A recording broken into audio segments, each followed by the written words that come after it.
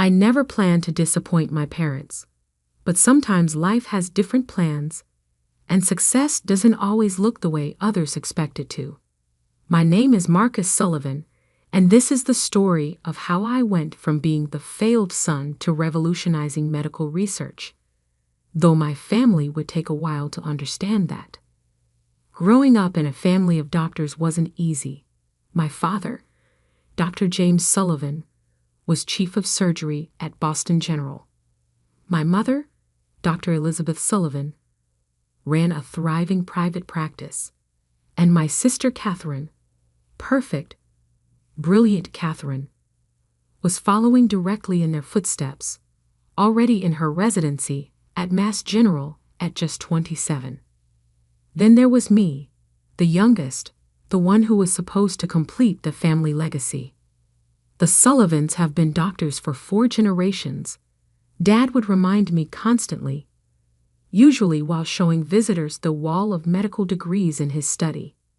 Your great-grandfather started the tradition, and every Sullivan since has carried it forward.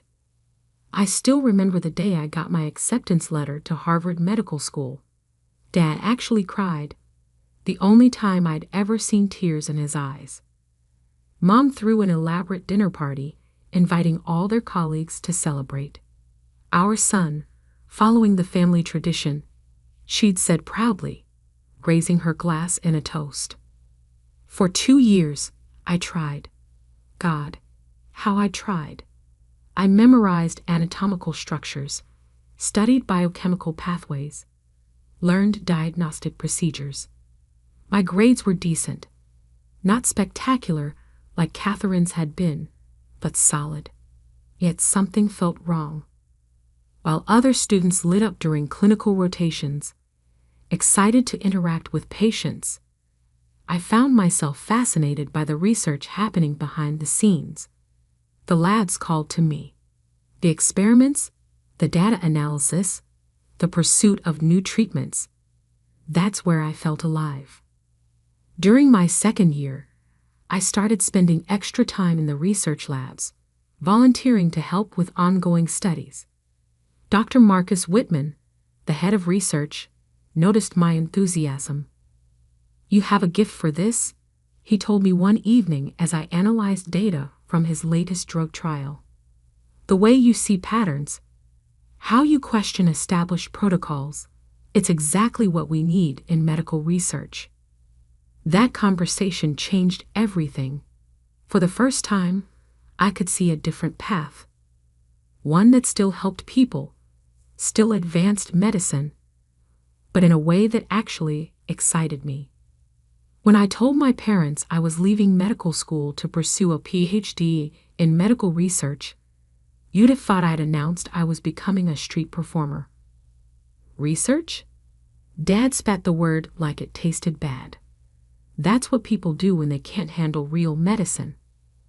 Think about what you're throwing away. Mom pleaded. All that hard work, the family legacy. Catherine just shook her head, that familiar look of superiority on her face. I always knew you didn't have what it takes. But I'd made my decision. I withdrew from medical school and enrolled in Stanford's PhD program in medical research and drug development. My parents didn't speak to me for 6 months. The next 3 years were a blur of work and isolation. While my family attended medical galas and society functions without me, I buried myself in research. My doctoral thesis focused on developing an AI-driven approach to drug discovery, using machine learning to predict how compounds would interact with specific disease pathways. Dr. Whitman, who'd become my mentor, helped me secure grants and connections. What you're doing could change how we develop new treatments, he'd say, reviewing my latest results. Don't let anyone tell you this isn't real medicine. I missed my family, but every attempt at reconciliation hit a wall. Dad would hang up if I mentioned my research. Mom would try to convince me it wasn't too late to return to medical school. Catherine just stopped acknowledging my existence altogether. Then came the breakthrough. Using my AI system, we identified a novel compound that showed remarkable promise in treating an aggressive form of leukemia. The preliminary results were stunning: 89% effectiveness in laboratory trials, with minimal side effects. Pharmaceutical companies started calling. Research journals wanted to publish our findings. The medical community was buzzing about the Sullivan Protocol, though my family remained conspicuously silent. Dr. Whitman called me into his office one October morning, practically bouncing with excitement. "They're creating a new position," he said, sliding a document across his desk. "Head of Research and Drug Development, overseeing all research projects at Boston General and its affiliated hospitals. The board unanimously voted to offer it to you." I stared at the offer letter, my heart pounding. This was bigger than I'd ever dreamed, and at Boston General, my father's hospital. "There's more," Dr. Whitman continued, his eyes twinkling. "The announcement will be made at the hospital's annual Christmas gala. Rather fitting, don't you think?" The gala, the biggest event of the hospital's social calendar, where my family would be holding court, as they did every year. "They don't know it's you yet," he added. "The board wanted to keep it quiet until the announcement. Only the hospital chief and I know." I thought about declining, about taking one of the other offers I'd received, but something in me wanted this. Wanted to prove that my path was just as valid, just as important as the one they'd chosen for me. The weeks leading up to the gala were surreal. I knew my family would be there. They never missed it. Dad would be expecting to hold his usual place of honor at the main table. Mom would be showing off Catherine's latest achievements. And I would be changing everything. 2 days before the gala, Mom called, the first time in months. "Your father and I have been talking," she said, her voice carefully controlled. "We think it's time you came home for Christmas. Catherine's being considered for chief resident, and the family should be together to celebrate." I could hear what she wasn't saying. Come home, admit your mistake, be properly contrite about your failure. "Of course," I replied, struggling to keep my voice steady. "I'll be there." The night of the gala arrived cold and clear, snowflakes drifting past the hospital's grand entrance. I arrived early, as Dr. Whitman had instructed, and waited in his office while guests filled the ballroom. Through the office window, I could see my family arriving. Dad in his perfectly tailored tuxedo, Mom elegant in burgundy silk, Catherine practically glowing in a designer gown. They moved through the crowd like royalty, accepting congratulations on Catherine's latest achievement. At precisely 8 p.m., Dr. Whitman appeared at my door. "Ready?" I straightened my tie, checked my reflection one last time. "Ready." We walked toward the ballroom, where I could hear the hospital chief, Dr. Harrison, beginning his speech. "And now, it gives me great pleasure to announce an exciting new chapter in Boston General's commitment to medical excellence." I paused just outside the doorway, heart thundering in my chest. "Please join me in welcoming our new head of research and drug development, the brilliant mind behind the Sullivan Protocol." I stepped into the room, Dr. Whitman beside me. Dr. Marcus Sullivan. The sound of shattering glass cut through the applause as my parents' champagne glasses hit the floor. Catherine's perfect smile froze, then cracked. Dad's face went from confusion to shock to something I couldn't quite read. Mom just stared, her hand pressed to her throat, as Dr. Harrison continued praising my achievements, describing how my research would revolutionize treatment protocols across the hospital system. I walked to the podium, acutely aware of every eye in the room. As I began my acceptance speech, I caught Dr. Whitman's encouraging nod. saw the pride in his eyes that I'd never seen in my father's. "Medicine isn't just about treating symptoms," I said, my voice growing stronger. "It's about finding new ways to heal, new paths to hope. Sometimes the greatest contributions to medical science come from asking different questions, from daring to step off the traditional path." The room burst into applause, but my family remained frozen, their world shifting beneath their feet. As I stepped down from the podium, Dr. Harrison beaming beside me, I could see them struggling to reconcile their failed son with the accomplished researcher everyone else was celebrating. The evening was far from over, and I knew the real confrontation was yet to come. But for now, watching my family's carefully constructed narrative crumble, I allowed myself a small smile. Sometimes the best revenge isn't about getting even. It's about proving that success can look different than anyone expected.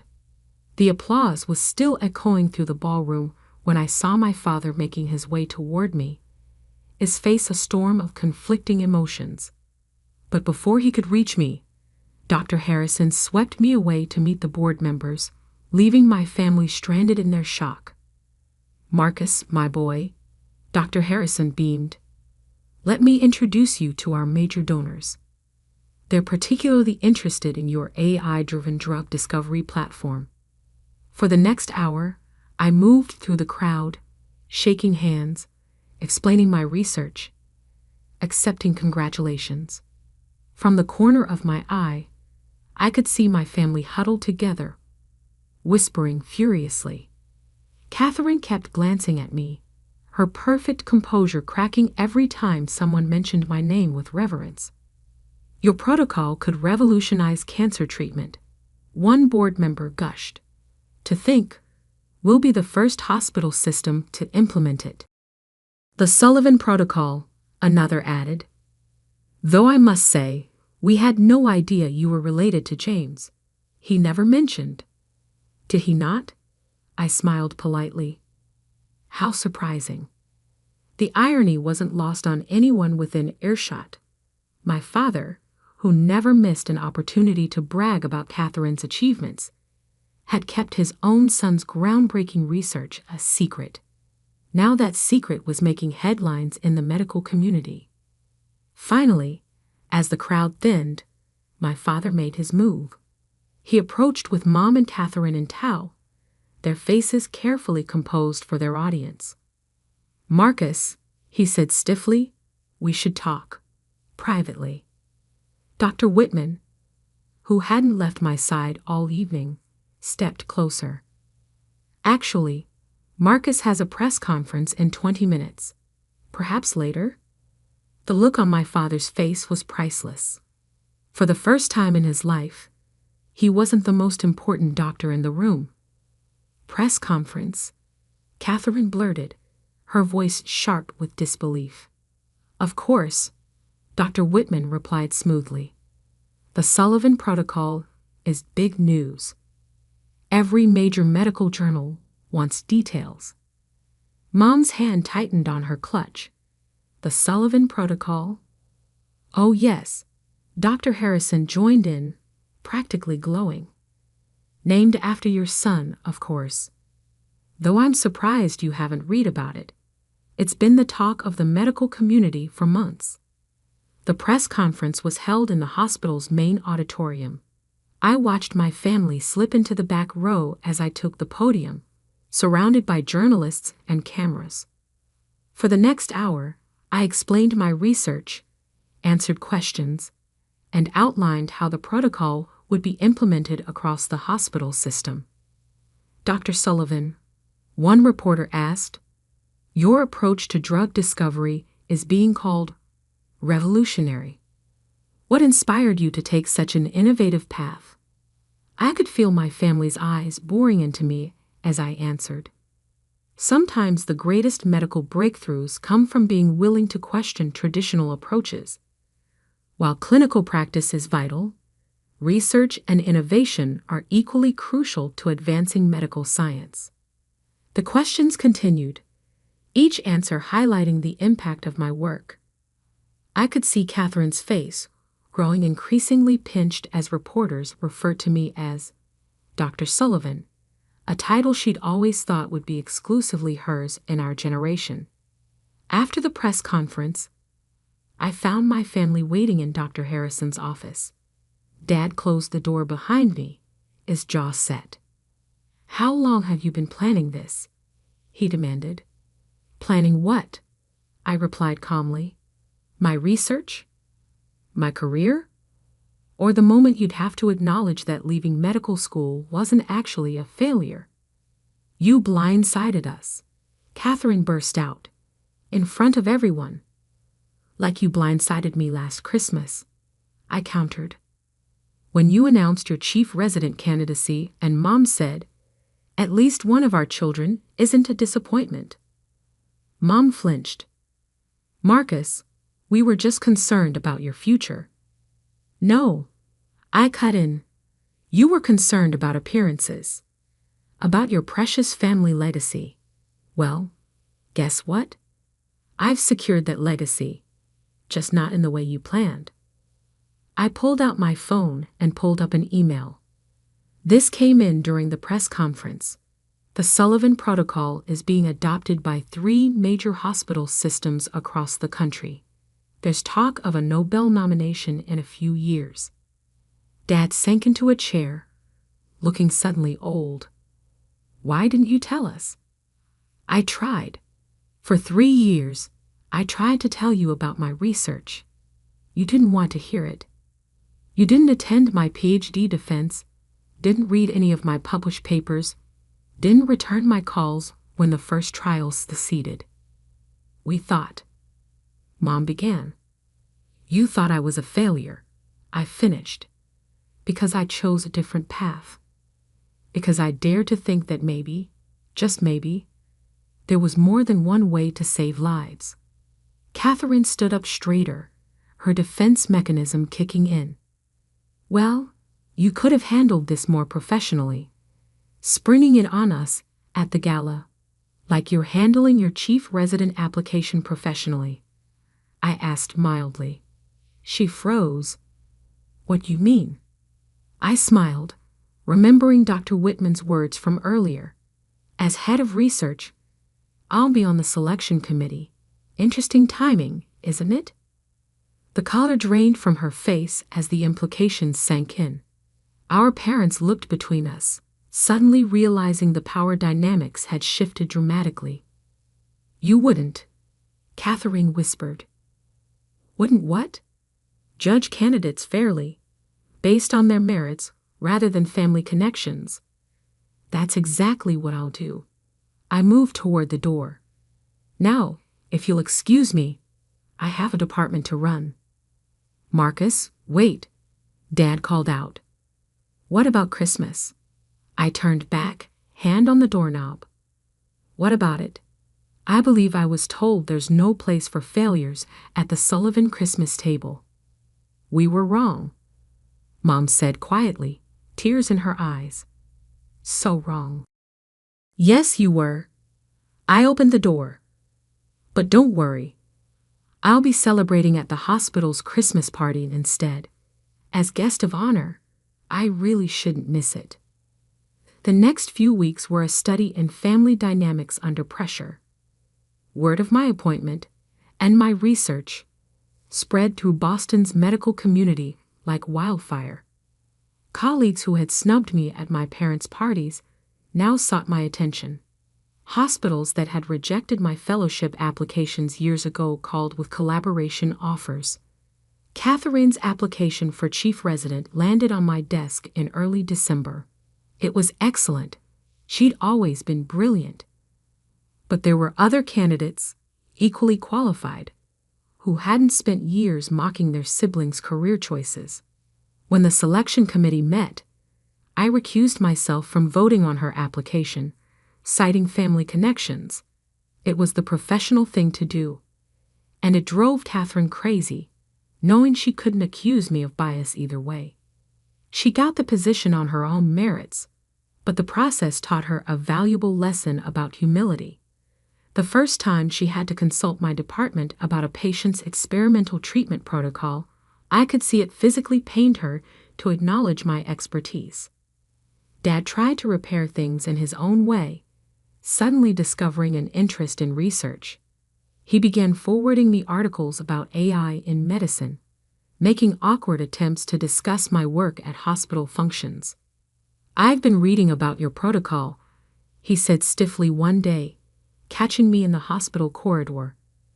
"The applications for personalized medicine are impressive." It wasn't quite an apology, but from James Sullivan, it was close. Mom took a different approach. She started showing up at my office with lunch, listening as I explained my current projects. Sometimes I caught her looking at me with a mixture of pride and regret, perhaps finally seeing the son she'd had all along instead of the one she tried to force me to be. That Christmas, Dr. Harrison hosted a special dinner to celebrate the first successful treatments using the Sullivan protocol. 3 patients who'd been given months to live were now in remission, thanks to the precision-targeted therapies we developed. As I stood to give a speech, I saw my family in the audience. They weren't at their usual center table, commanding attention. Instead, they sat quietly, watching as their failed son received a standing ovation from the medical community they'd once thought would reject me.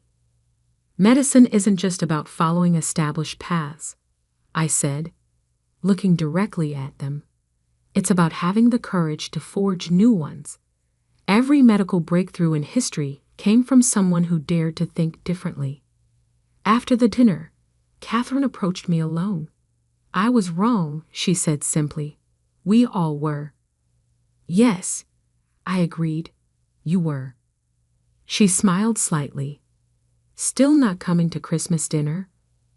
"Actually, I'm hosting my own this year. The research team has become quite a family." I paused. "You're welcome to join us, see what we're working on. If you can handle not being the only Dr. Sullivan in the room." She laughed, a real laugh this time. "I think I'm learning to handle that just fine." 5 years have passed since that night at the gala. The Sullivan Protocol has been implemented in hospitals worldwide, saving countless lives. Dad still struggles sometimes with my non-traditional path, but he's learned to brag about his researcher son almost as much as his surgeon daughter. Mom has become an unexpected advocate for medical research, starting a foundation to support innovative approaches to treatment. And Catherine, well, she's still Catherine, but now she calls me for advice sometimes, acknowledging that there's more than one way to be a medical pioneer. Last week, I received the National Medal of Science. As I stood at the podium, I could see my family in the audience. Really see them, without the weight of expectations and disappointment clouding their faces. "Success doesn't always look the way we expect," I told the crowd. "Sometimes it looks like failure, until the moment it changes everything." After the ceremony, Dad hugged me for the first time in years. "I'm sorry," he whispered. "I'm so sorry we didn't see it sooner." I hugged him back, feeling the last bits of old pain finally fade away. "It's okay," I said. "Some treatments just take time to work." Now when people talk about the Sullivan medical legacy, they don't just mean surgeons and clinicians. They mean researchers, innovators, pioneers. They mean me. Sometimes the best revenge isn't about proving others wrong. It's about proving yourself right, in ways no one could have imagined. And sometimes, just sometimes, that revenge changes not just your own life, but the lives of countless others. That's a prescription for success that any doctor would approve.